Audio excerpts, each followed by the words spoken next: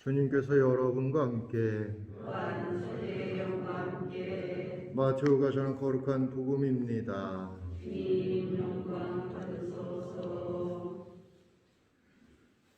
예수님께서 예루살렘으로 올라가실 때 12 제자를 따로 데리고 길을 가시면서 그들에게 이르셨다. 보다시피 우리는 예루살렘으로 올라가고 있다.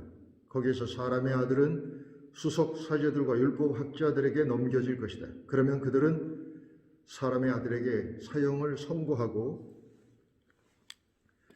그를 다른 민족 사람들에게 넘겨 조롱하고 채찍질하고 나서 십자가에 못 박게 할 것이다. 그러나 사람의 아들은 사흔날에 되살아날 것이다.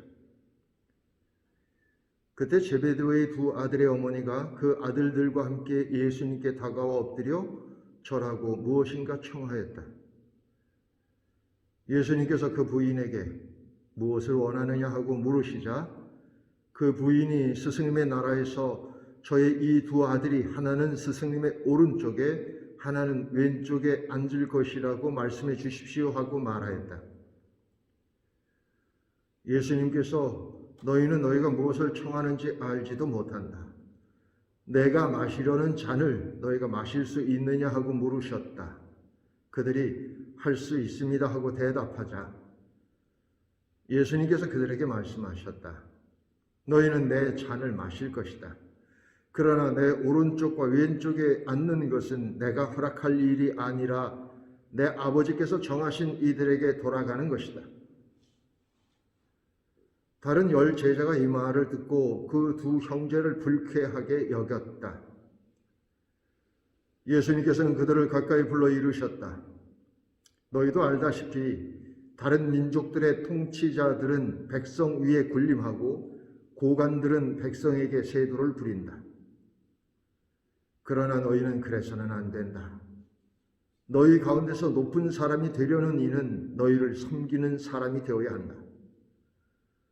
또한 너희 가운데에서 첫째가 되려는 이는 너희의 종이 되어야 한다. 사람의 아들도 섬김을 받으러 온 것이 아니라 섬기러 왔고 또 많은 이들의 몸값으로 자기 목숨을 바치러 왔다. 주님의 말씀입니다. 그리스도님 찬미합니다. 참 예수님, 오늘 복음 말씀을 들으면 참 우리 인간의 민낯이 그대로 드러나고 좀 부끄러운 생각도 듭니다. 이제 예수님께서 순환에 앞서서 이제 길을 제자들과 함께 올라가는 중입니다. 당신은 이제 순환을 앞두고 있기 때문에 참 생각이 많을 겁니다. 이제 이 세상에서 육신을 갖고 사는 삶을 마쳐야 할 때가 왔기 때문이죠. 그리고 예수님께서는 우리가 믿는 바와 같이 참 하느님이시고 참 인간이셨기 때문에 우리와 같은 고통을 그대로 느끼셨을 겁니다. 그래서 그런 많은 것들 때문에 이제 생각이 많으시고 그래서 제자들에게 내가 이제 어떻게 될 거다. 그러니까 제자들도 같이 기도하자. 그런 얘기인데 이 제자들은 정신없이 딴 얘기를 하고 있는 겁니다. 누가 예수님의 오른쪽이나 왼편에 앉을 것인가? 우리 할머니 들어오는 게 그렇게 재밌어요? 그냥 내 얘기만 들으면 되지. 어쨌든 예나 지금이나 이 엄마들 그 치맛바람이랄까? 이게 참 대단하다. 당신 아들 이제 야고보와 요한인데 하나는 오른쪽에 하나는 왼쪽에, 그러니까 다른 놈들은 다 필요 없고 우리 아들들만 뭐 이런 거죠. 사실은 인간적인 그런 어떤 욕망, 욕구, 태도, 그럴 수 있습니다. 그럴 수 있지만, 그래야 할 때가 있고, 그러지 말아야 할 때가 있는데, 지금은 그러면 안 되는 때에 이 어머니가 청하고 있는 거죠. 예수님도 참 답답했을 겁니다. 당신이 이제 앞으로 이어서 하셔야 할 일들을 앞두고, 이제 그런 어떤 이야기나 지금 하고 있어야 할 판이기 때문이죠. 그런데 예수님께서는 내가 마실 수 있는 잔을 너희들도 마실 것이지만 내 오른편이나 왼편에 앉는 것은 아버지께서 이렇게 마련하신다, 이런 얘기를 했습니다. 사실 오른쪽에 앉든 왼쪽에 앉든 맞은편에 앉든 무슨 상관이 있겠느냐마는 이것은 순전히 우리 인간적인 그런 어떤 판단과 인간적인 어떤 시각에 불과하죠. 제가 이제 중국에 있을 때 식당에 이제 거기 뭐 종교국 사람이라든가 아니면 이제 거기 그 소위 그래도 유력한 인사들하고 식사를 하게 되면 앉는 데만 무려 30분가량 걸렸어요. 여러분들 중국집 요리 먹으러 가보신 적 있나요? 왜 없는 것처럼 쳐다보나? 그 중국집에 가면 이렇게 원탁이잖아요, 원탁. 이렇게 돌려서 먹도록 원탁인데, 제 생각에는 이 원탁에 무슨 상석이 있을까?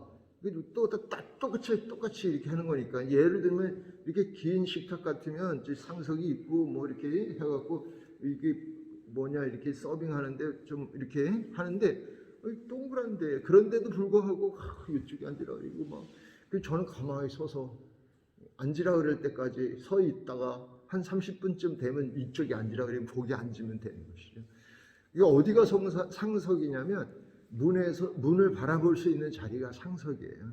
왜냐하면 서빙하는데 계속 다른 사람들은 이렇게 막 부딪히게 되지만 거기 있는 사람만큼은 아무도 이렇게 와서 불편하게 하지 않기 때문인데, 어쨌든 이게 이제 굉장히 어떤 인간적인 측면에서 바라보는 그런 자리인 거죠.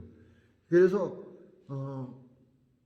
10분 이 야고보와 요한의 어머니를 이해하지만 그것은 인간적인 태도고 예수님의 제자다운 신앙인다운 태도는 결코 아닙니다.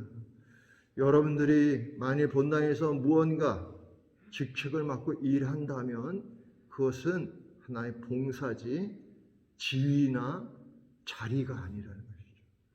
저 역시도 마찬가지입니다. 제가 여러분들하고 다른 게 있다면 제가 해야 할 역할이 다른 것뿐이죠. 어쨌거나 그런데 한 가지 더 속상한 것은 다른 제자들의 태도입니다.